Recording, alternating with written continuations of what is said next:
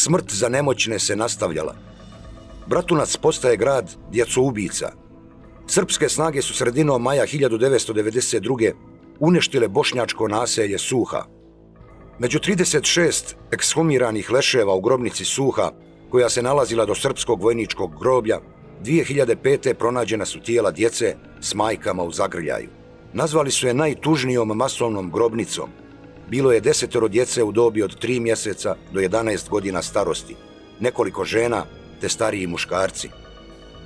31-godišnja Zakira Begić je bila u 9. mjesecu trudnoće.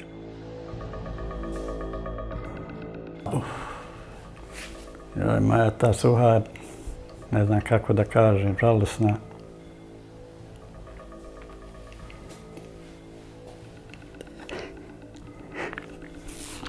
Moram tako.